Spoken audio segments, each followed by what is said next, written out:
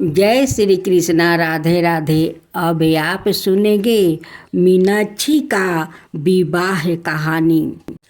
एक बार नारद मुनि ने इंद्रदेव के महल में आकर उनसे कहा, मुर्दई के राजा मल्यध्वज पंडियन ने अश्वमेध यज्ञ पूर्ण कर लिया है। इंद्र मल्यध्वज की यज्ञशाला में गया। देवराज आपका स्वागत है। अपने सदाए यज्ञ के रूप में पुत्र कमेष्टि यज्ञ करो, जिससे तुम्हें संतान की प्राप्ति हो। यदि वो अश्वमेध यज्ञ पूर्ण कर लेगा तो मेरी जगह वो इंद्र बन जाएगा। मुझे इसकी बड़ी चिंता हो रही है। जैसी आपकी आज्ञा। पुत्र कमेष्टि यज्ञ आरंभ हुआ। शीघ्र ही अग्नि की ज्वाला कुंड में शोभा यमन होने लगी। देखते ही देखते एक अनु कुंड से अत्यंत सुंदर कन्या प्रकट हुई। मुख्य पुरोहित ने कहा, हे राजन, भगवती उमा सवाई आपकी पुत्री के रूप में अवतारित हुई है। देव इंद्र, चिंता मत करो। मल्यध्वज के कोई संतान नहीं है, अतः उसे अश्वमेध यज्ञ के बदले पुत्र कमेष्टि यज्ञ करने की सलाह दो। इससे तुम्हारा इंद्र पद सुरक्षित हो जाएगा और उसे भी संतान प्राप्ति हो जाएगी। हे माँ, आपकी जय हो। आपकी करुणा अपरंपार है। पुरोहित ने वो सुंदर कन्या मल्यध्वज और उसकी रानी कंचनमाला को सौंप दिया। समयांतर में वो कन्या एक सुंदर युवती बन गई। राजन, राजकुमारी अस्त्र शस्त्र और धनुधारी में पारंगत हो गई है और उनमें वो सब गुण है जो कि एक शासक में होना चाहिए। यह क्या, इस विलक्षण कन्या के तो 3 अस्त्र। यह तो बड़े आनंद की बात है महामंत्री। एक शुभ दिन देखकर राजकुमारी का पंडियन कुल की महारानी के रूप में अभिषेक होगा। तुम समुचित तैयारी करो। राजसभा में राजगुरु ने राजकुमारी मीनाक्षी का राज्य अभिषेक किया और कहा, यह राज्य जिसका नेतृत्व कुमारी मीनाक्षी करेगी, अब से कात्री नाडु के नाम से जाना जाएगा। उसी समय आकाशवाणी हुई, राजन, तुम चिंता मत करो। जब यह कन्या बड़ी होगी और इससे अपने योगपति प्राप्ति होगा, इसका तीसरा स्तन लुप्त हो जाएगा। तुम इसकी उसी तरह देख रेख करना जिस तरह तुम अपने पुत्र की करते हो। रानी मीनाक्षी चिरंजीवी हो। कात्री नाडु की जय हो। मल्यध्वज के देहवासन के पश्चात महारानी मीनाक्षी ने राज्य की भागदौड़ संभाली। मंत्रीगण और सेनापति, मैं दिग्विजय करना चाहती हूँ। सेना को तैयार करो।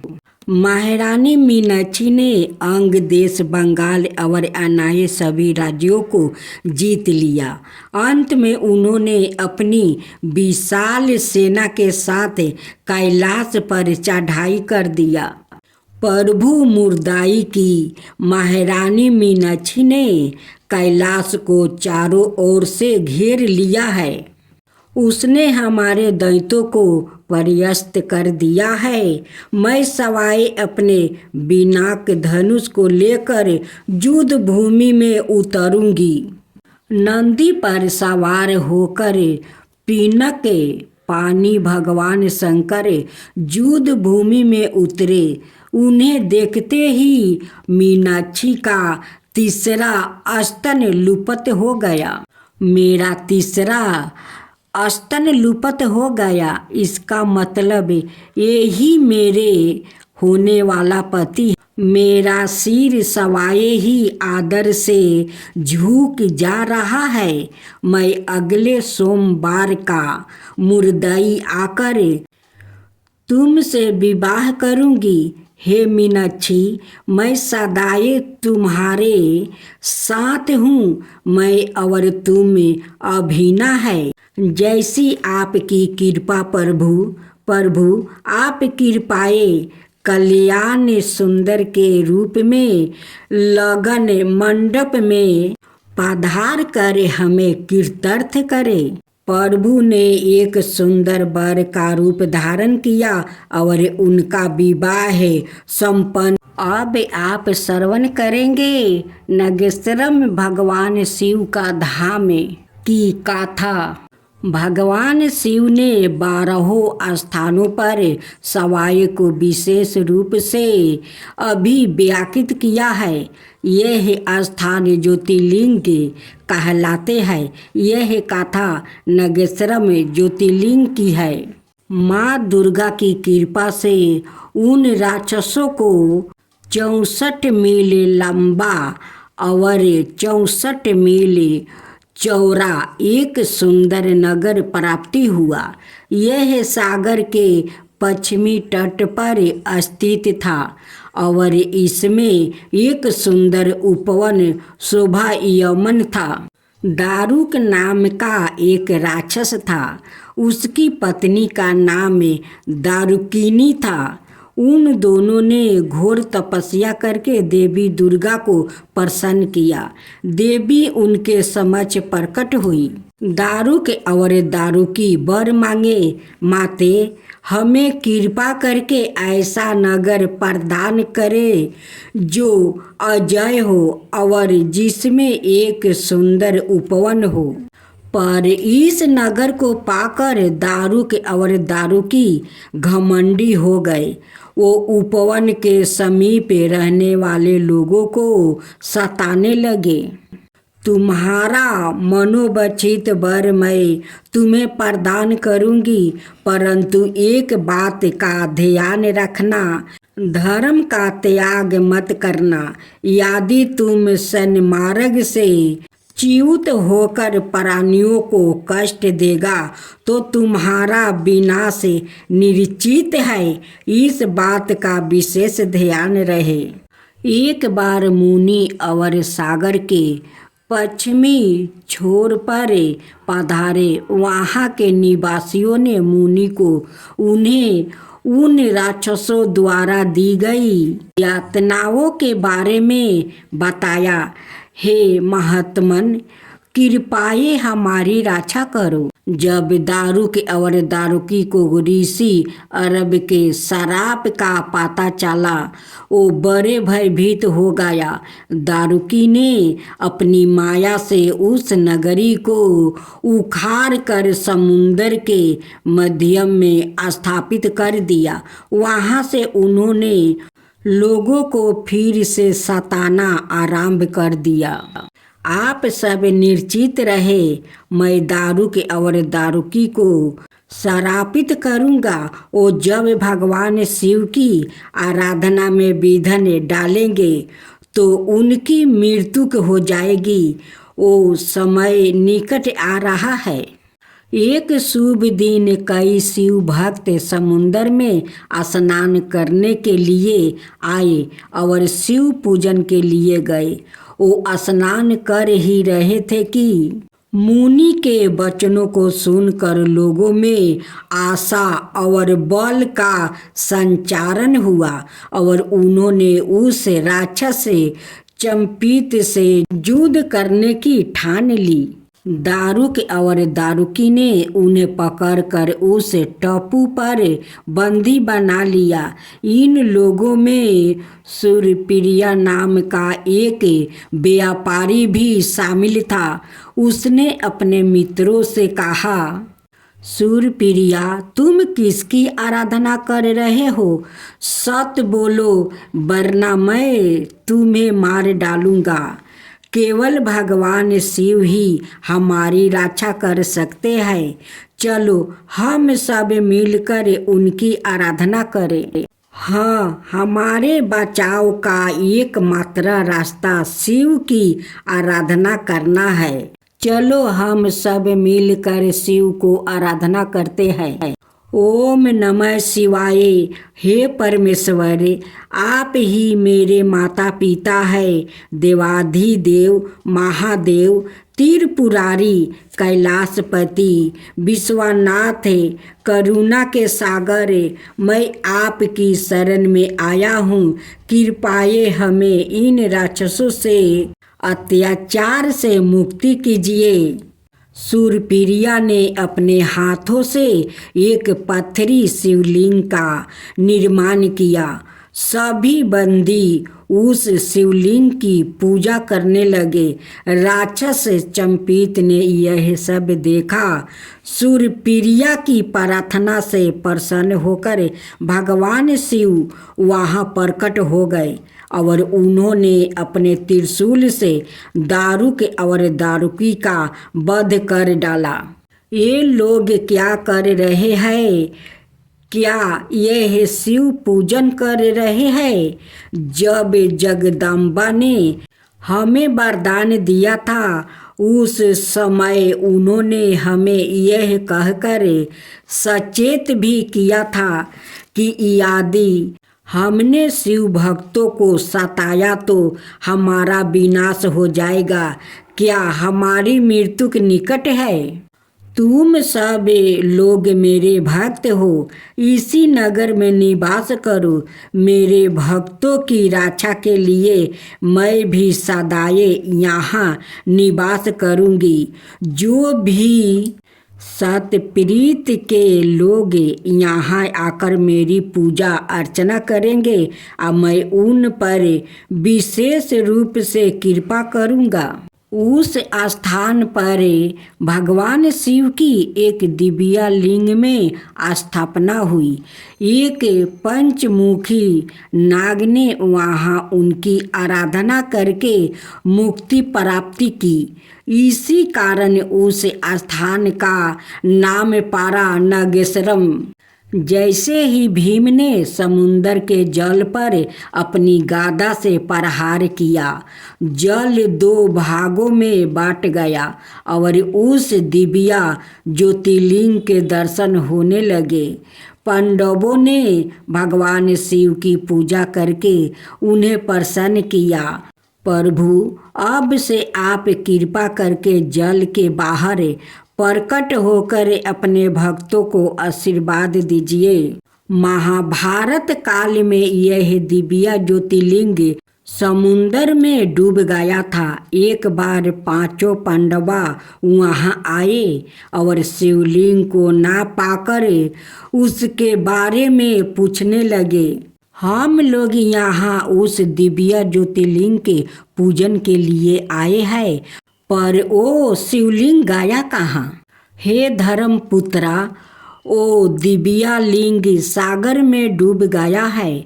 भीम, तुम बहुत बड़े शिव भक्त हो, कोई ऐसा उपाय बताओ जिससे हमें भगवान शिव के दर्शन प्राप्ति हो जाए। मैं समुंदर पर अपनी गादा से प्रहार करके उसके जल को दो भाग में बांट देता हूँ। नागेश्वरम एक बार ही पवित्र तीर्थ स्थान है जहाँ आज भी सैकड़ों श्रद्धालु भक्त भगवान शिव की पूजन करने आते हैं। यह स्थान गुजरात में द्वारका के निकट स्थित है। श्री कृष्णा, राधे राधे। अब आप सुनेंगे भगवान शिव की कथाएं, कहानी रेवती की। ओ आखिर भक्त कौन है? हे गुरुदेव, क्या मुझे भगवान शिव के दर्शन हो सकते हैं? राजन, भगवान शिव भक्तों को भोजन कराने से बड़े प्रसन्न होते हैं। वो सवाए ऐसे भोज में शामिल होते हैं यदि ऐसा है तो हम प्रतिदिन 1000 लोगों को भोजन कराएंगे। प्रभु उस दृश्य को देखकर प्रसन्न होंगे। परंतु भगवान, हम उन्हें पहचानेंगे कैसे? यदि उनकी कृपा हुई तो तुम उन्हें अवश्य पहचान लोगे। 1000 शिव भक्तों को भोजन कराने की व्यवस्था की गई है। प्रथम दिन राजन 1000 पत्तलें लगा दी गई है और भोजन परोस दिया गया है। भक्तगण परीक्षा कर रहे हैं, परंतु क्या यह उचित नहीं कि मैं सवाए जाकर उन सब भक्तों का आदर सत्कार करूं? राजन, वो बात नहीं है।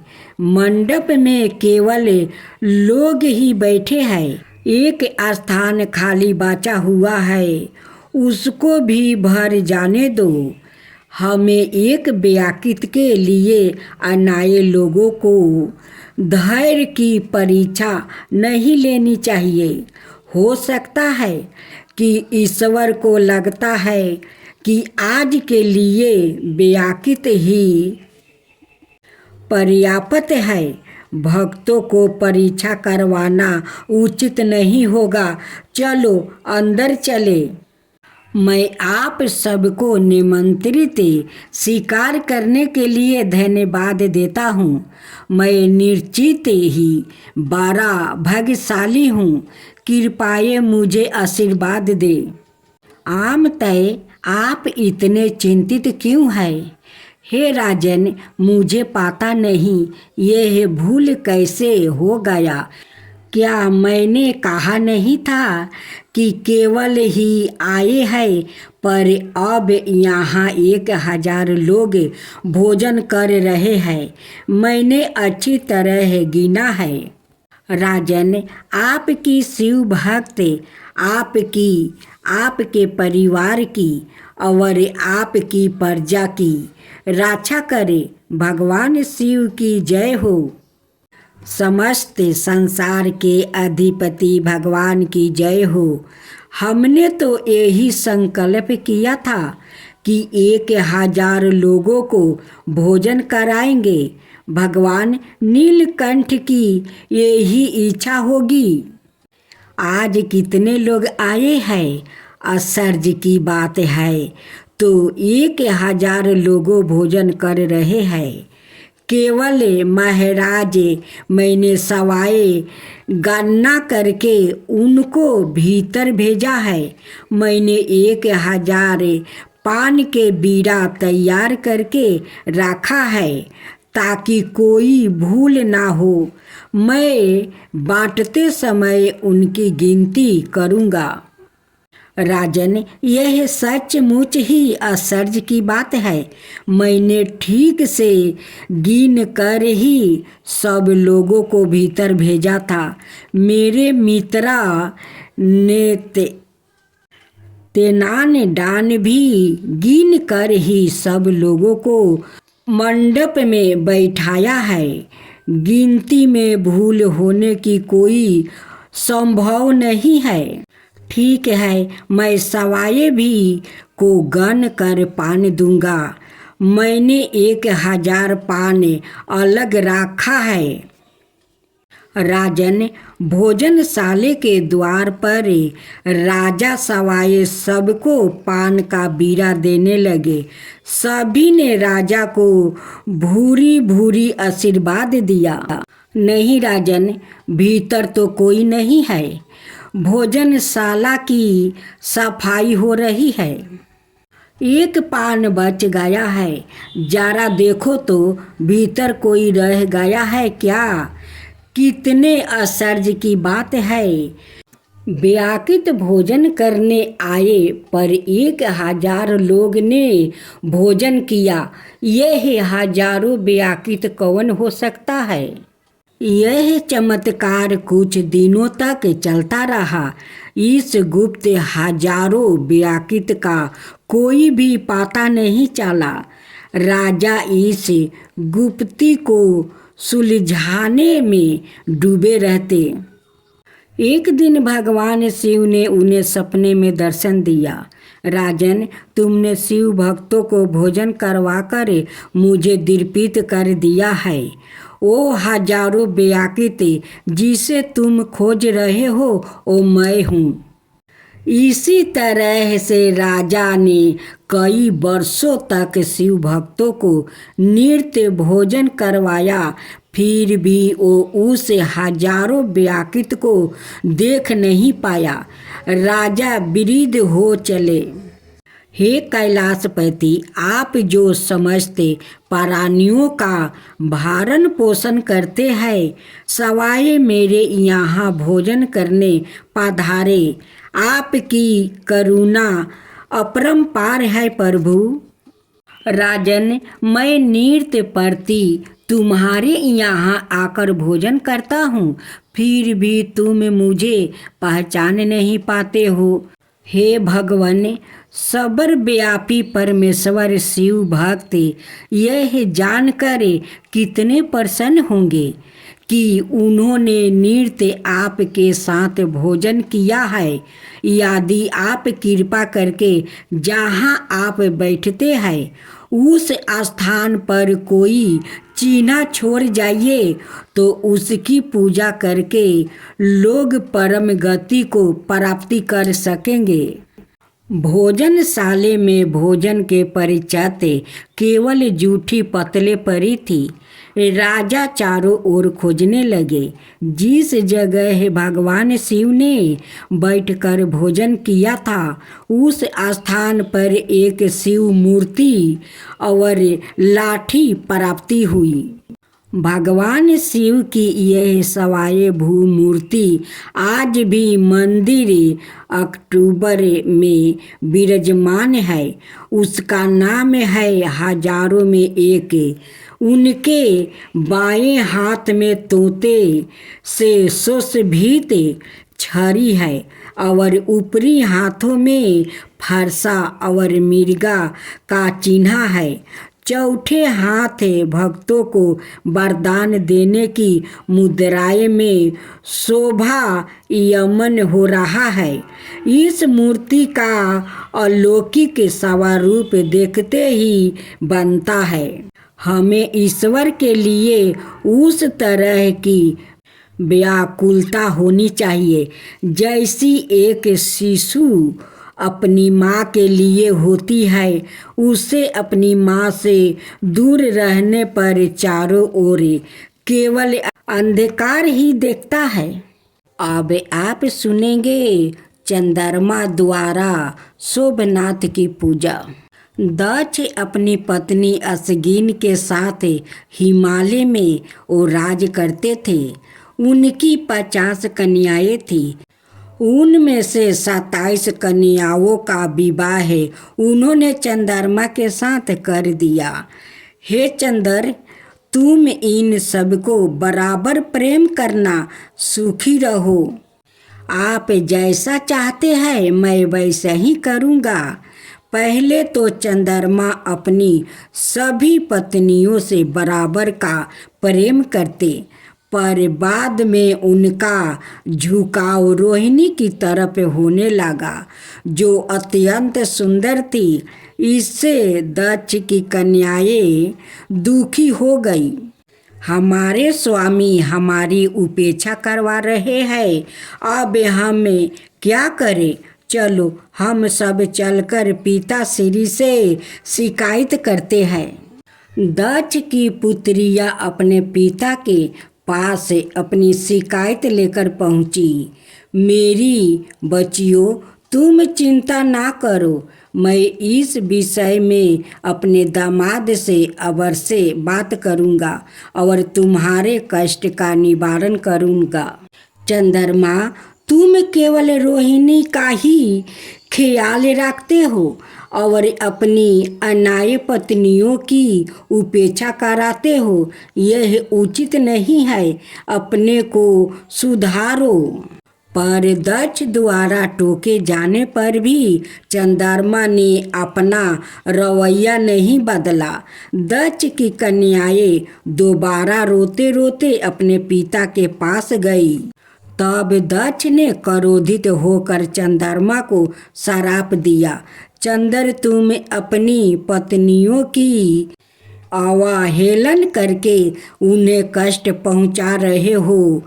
उनका यौवन व्यर्थ ही बीता जा रहा है। मैं तुम्हें श्राप देता हूँ कि इसी तरह तुम्हारा रूप भी छीन हो जाएगा।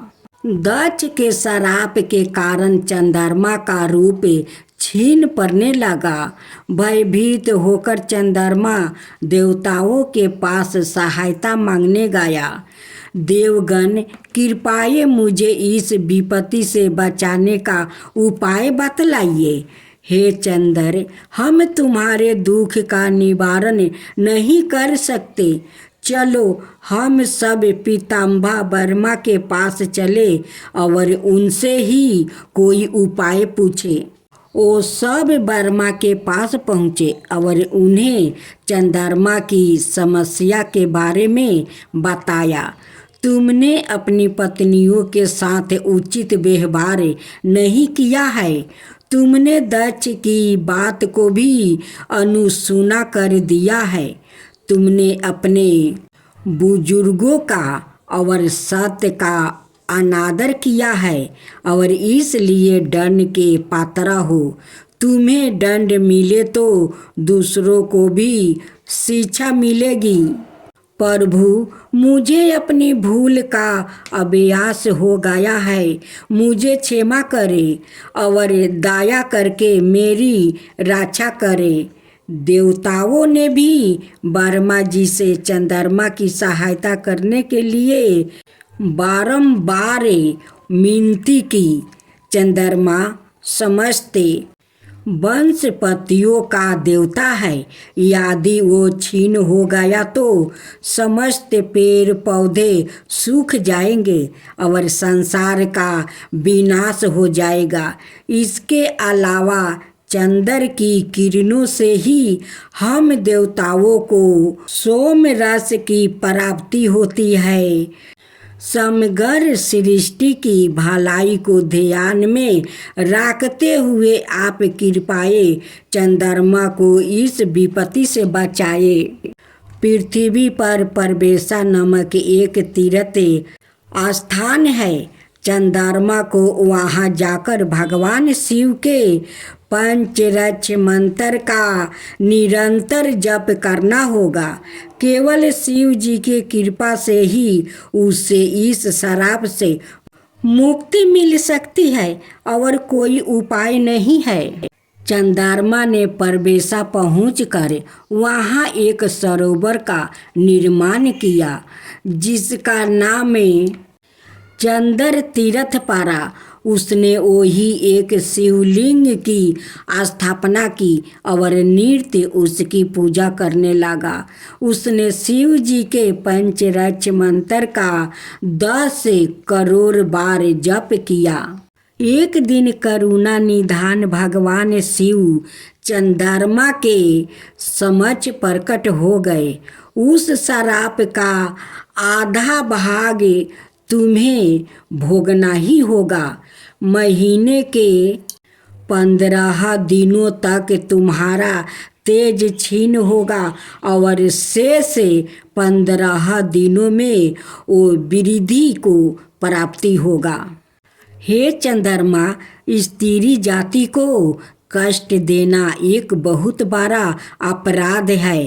पुरुषों को चाहिए कि वो सर्वदा उनकी सेवा में सुलंग अपनी पत्नियों से सादा प्रेम पूर्वक व्यवहार करे। अच्छा है कि तुमने अपनी भूल को स्वीकार कर लिया है। बोलो, क्या चाहते हो? भगवान, आपने कृपा करके मुझे इस श्राप से मुक्त किया है। मैं आपसे प्रार्थना करता हूँ कि जो भी इस चंद्र तीर्थ में स्नान करके आपकी आराधना करे, उसके भी सभी कष्ट इसी प्रकार दूर हो जाए। प्रभु, कृपा करके मुझे दक्ष के श्राप से मुक्ति कर दिया। चंद्रमा का एक नाम है सोम, इसलिए परवेशा क्षेत्र में चंद्रमा द्वारा स्थापित शिवलिंग आज सोमनाथ के नाम से प्रसिद्ध है। ऐसी मान्यता है कि जो भी इस पवित्र तीर्थ में स्नान करके सोमनाथ की आराधना करते हैं उसकी समस्त विपत्तियों का नाश हो जाता है। सोमनाथ के 10 ज्योतिर्लिंगों में से एक है। आज भी यह दिव्य सोमनाथ मंदिर लाखों श्रद्धालुओं की आस्था का केंद्र बना हुआ है। जय श्री कृष्णा, राधे राधे। अब आप सुनेंगे कहानी दुर्वासा का श्राप। दुर्वासा आत्रि मुनि के पुत्र थे। वो अत्यंत क्रोधित स्वभाव के थे। उनके एक शिष्य का नाम विदुसेना था। विदुसेन की पत्नी का नाम हेमलता था। एक दिन तुमने तो कहा था कि तुम्हें जोर का सिर दर्द हो रहा है, ऐसी अवस्था में कहाँ जा रही हो? मुझे जाने दीजिए, मुझे गुरुदेव की सेवा करने जाना पड़ेगा। दुर्वासा ऋषि स्नान करने के लिए गए हुए थे। विदुसेन उनके यज्ञ की तैयारी करने लगा। सर में दर्द होने के कारण वो अपनी आंखें बूंद कर बांस की नली से अग्नि जलाने के लिए जोर से फूंक मारने लगे। परंतु दुर्वासा यज्ञ करने के लिए बैठे। विदुसेन उन्हें देख नहीं पाया। जैसे ही उसने अग्नि को प्रज्वलित करने के लिए फूंक मारी, अरे चिंगारी से मेरी जांघें जल गई। आहो, मुझसे बड़ी भारी भूल हो गई। क्रोधित दुर्वासा ऋषि ने शिष्य को श्राप दे डाला। मुझे जलाने के अपराध में तू 1 करोड़ योग तक नरक की अग्नि में जलता रहेगा। विदुसेन ने विनम्रता पूर्वक दुर्वासा को अपनी व्यवस्था के बारे में बताया और उसने क्षमा याचना की, परंतु दुर्वासा का क्रोध शांत नहीं हुआ। विदुसेन बड़े दुखी मन से अपनी कुटिया में लौट आए। नाथ, आप रो क्यों रहे हैं? क्या हुआ? विदुसेन ने गुरु के आश्रम पर जो घटना घटी थी उसका वर्णन किया। चलो एक बार गुरुदेव से बात करके तो देखे। पति पत्नी दुर्वासा ऋषि के पास गया। हेमलता ने उन्हें प्रणाम करके उनसे प्रार्थना की, आप तो हमारे माता पिता से भी बढ़ के हैं। कृपा करके मेरे पति द्वारा अनजाने में की गई भूल को क्षमा कर दीजिए। परंतु दुर्वासा पर इस करुणा प्रार्थना का भी कोई असर नहीं हुआ। कहा तो ऋषि के जांघ पर वो छोटा सा घाव और कहाँ इतना भयंकर श्राप। इस घोर अन्याय का स्मरण करके हेमलता आग बबूला हो गई। हे अग्निदेव, यदि मैं एक पतिव्रता नारी हूँ तो आप तुरंत शीतल हो जाए। अग्निदेव ने इस पतिव्रता की प्रार्थना तत्क्षण स्वीकार कर लिया। इसके परिणाम स्वरूप समस्त पृथ्वी में प्रज्वलित अग्नि, चाहे वो घर के चूल्हे की हो अथवा जग अग्नि, शीतल हो गई। यहाँ तक कि भगवान शिव का तेजस्वी फरसा भी ठंडा पड़ गया। तब ब्रह्मा, विष्णु और महेश दुर्वासा के समक्ष प्रकट हो गए। दुर्वासा ने शिव जी से कहा, भगवान आपके नेत्र अवर आहू दे निस तेज क्यों देख रहा है। विदुरसेन ने मुझे अपने गुरु को पीड़ा दी, इसलिए मैंने उसे श्राप दिया। उसने भूल की है, पर उसके लिए कोई प्रायश्चित भी तो हो सकता है। यह सब सती हेमलता के श्राप का प्रभाव है। अग्नि शांत हो गई है और यह सब तुम्हारे श्राप के कारण हुआ है। इसका प्रायश्चित यही है कि उसे घोर तपस्या करनी होगी। यदि तप के प्रभाव से विदुरसेन ने त्रिदेव में किसी एक का दर्शन कर ले तो उसे मेरे श्राप से मुक्ति मिल जाएगी। दुर्वासा मुनि के वचन सुनकर भोलेनाथ मुस्कुराए। यदि ऐसा है तो विदुरसेन को तो श्राप से मुक्ति मिल गई है। कैसे भगवान? उसने तो अभी तक कोई तप नहीं किया है। भगवान शिव ने कहा, बिना तप करे ही विदुरसेन को त्रिदेव के दर्शन हो गया है। हेमलता, अग्निदेव को पूर्ण तेजस्वी बना दो। भगवान गुरुदेव भी कृपाए यह कह दे कि मेरे पति निष्पाप है। हेमलता, तुम्हारे पति ने कोई पाप नहीं किया है। कृपाए अब जगत के संताप को दूर करो। हेमलता ने फिर अग्निदेव से प्रार्थना की, जिसके फल स्वरूप वो समस्त प्राणियों को पूर्ण प्रकाश और तप प्रदान करने लगे। अब भगवान शिव और अगस्त्य मुनि की कहानी।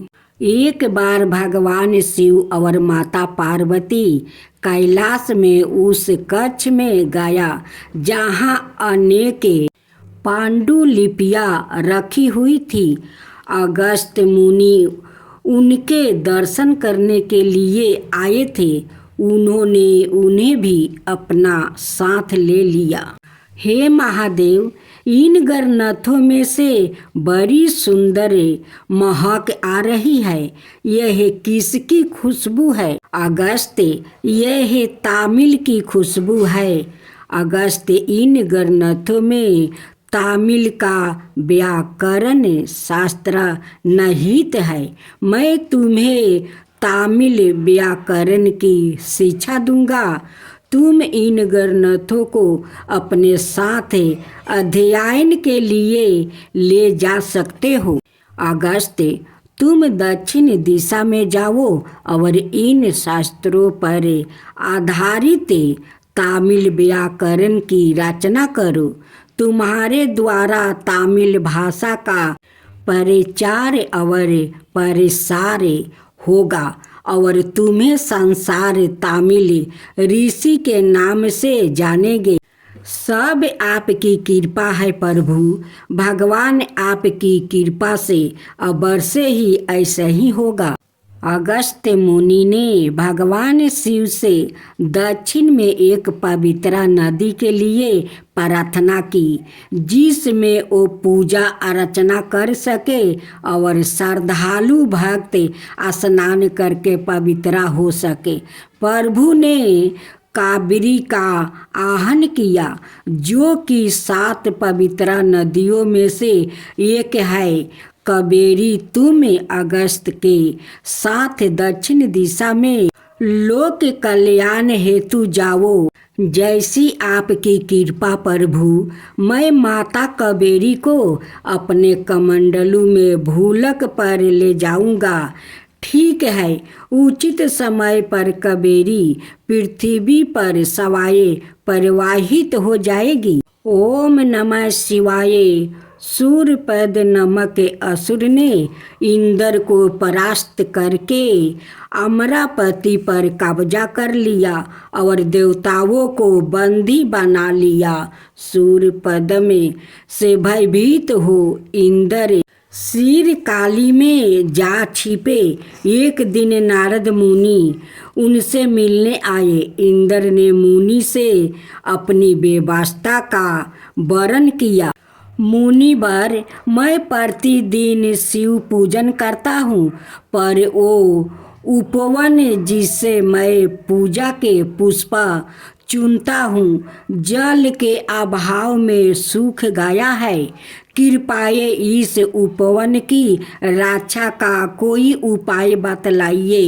इंद्र देव, आप श्री गणपति से प्रार्थना करें, वो कृपा करके आपको कावेरी नदी दान में दे देंगे, जो कि इस समय अगस्त्य मुनि के कमंडलू में निवास कर रही है। नारद का आदेश मानकर इंद्र ने गणपति की आराधना की। गणपति प्रसन्न हुए। उन्होंने एक कौवे का रूप धारण किया और कुंडुगी पर्वत पर गया। वहाँ अगस्त्य मुनि ध्यान बजते बैठे हुए थे। वहाँ कमंडलू तो अगस्त्य के पास ही रखा हुआ है। मैं उसे चुपके से ढलका देता हूँ। रे बालक, तू बड़ा शरारती है। रुक, मैं अभी तेरे सिर पर एक चमटा लगाता हूँ। मेरे कमंडलू को किसने गिराया? गणेश ने एक ब्राह्मण बालक का रूप धारण किया और मुस्कुराते हुए वहाँ प्रकट हो गया। जैसे ही अगस्त्य मुनि ने अपना हाथ उठाया, उन्होंने देखा कि बालक के स्थान पर गणपति खड़े हैं। हे गणपति, मैंने आपको पहचाना नहीं। मुझसे बड़ी भारी भूल हो गई है।